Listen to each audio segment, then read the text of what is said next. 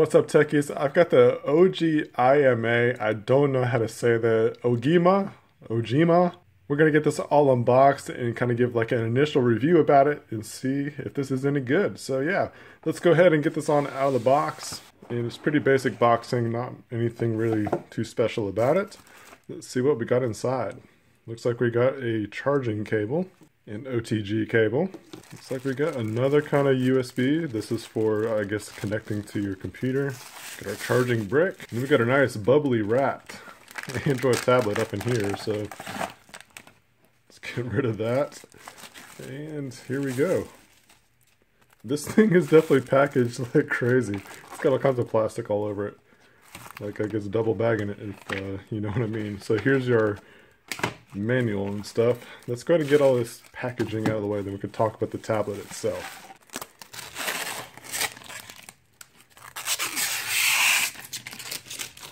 Alright, so here we are. Here's the Omega Android tablet, 7 inches.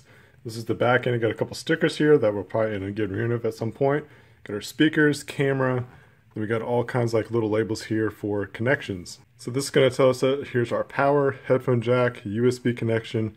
This is our DC, basically your charging connection. Then you also get an SD card slot and volume rocker. We got a reset button here, just like this, in case if something goes wrong, you can just reset it. And there's nothing else on the side, so that's it. That's all your button placement and so forth. Something that I've seen on other tablets, other even cheaper ones and so forth, is a built-in screen protector, or like they include a screen protector on it. You just take off that one like first layer and it's there, so there's no screen protection on this. It's not a deal breaker or anything like that, but I've noticed it on a couple other budget-friendly Android tablets and I don't see that on this, so it kind of ducks 1 point from that. But one thing I do like about this from my initial reaction is that it's not a gloss finish. I actually reviewed a tablet about this size about a month or so ago and had a gloss back, and that thing just attracts all kinds of fingerprints, so it's kind of glad that this has a flat back instead of one of those glossy finishes. I'm not a fan of glossy finishes. Even on my Note 5, like, I use a case on it just almost for the fact of because I don't have to bother with that glossy back. But anyways, back to this guy. Let's go and get it all turned on and see what the setup process looks like and so forth. And let's take a look at it. And I'll leave a link down below in the description if you're interested in getting this. And I kind of see this ideal for like as e-readers, browsing the internet, viewfinders. You know, you can even probably play some games on this. There's obviously all kinds of little things that you could do with a budget-friendly tablet like this. But we're going to see what that was actually pretty quick. There's no setup, so that was kind of cool. It just kind of goes straight to the whole home screen, so there's no like logging into your accounts and so forth, and you'd actually just end up doing that in the settings here. But as far as the screen feels, it kind of has that cheap screen protector feel, I guess I could say. Kind of like a matte finish in a sense, like kind of has that matte kind of feel to it. So it doesn't feel like glass, it feels more like a plastic. Let's go down to the About tablet and see some of our specs. So we are running Android 4.4.2. You get the firmware, the kernel version, build number, and so forth. Now if you did want to add your accounts, all you would have to do is just go right here, add your Google and all that kind of stuff. If you end up downloading any kind of apps and so forth, you'll end up being able to log into Facebook and things like that. So this is the basics of it. Let's check out the camera real quick, see kind of what it's like. So it doesn't seem to rotate or flip with the screen, so except for that way. Okay, so you'll either have to take it like this, or on its side, or the other side.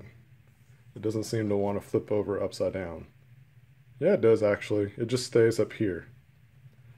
So it's basically your Google stock camera. You can long press for different options, like your exposure and so forth.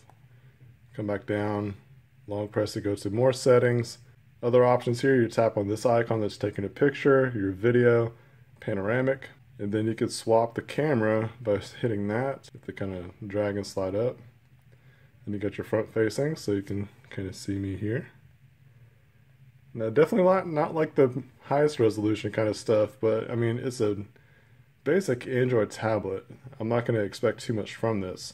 So what you're going to want to do is turn on your Wi-Fi so that we can download the Play Store kind of stuff, be able to log into your accounts and whatnot. So make sure that you turn on your Wi-Fi before you get started, get all logged in and whatnot. And then just download the apps that you want to download. And don't forget that you can actually, install an SD card so you get more storage that way. This comes with enough storage to get you by to be able to get it on some of the apps that you want. If you're going to download some games, I would definitely recommend putting an SD card inside of this. But other than that, this isn't too bad of a deal. I don't expect much out of these, but just for the sake of some functionality of browsing, using some apps, checking some stuff, looking at some emails, you can actually connect these to like DSLR cameras and get a wireless connection and use it as your viewfinder. So there's a lot of different cool options that you could do with these kind of Android tablets. These are actually great starters. Like if you have a child that you don't necessarily want to spend $300-400+ this is a great option to look into.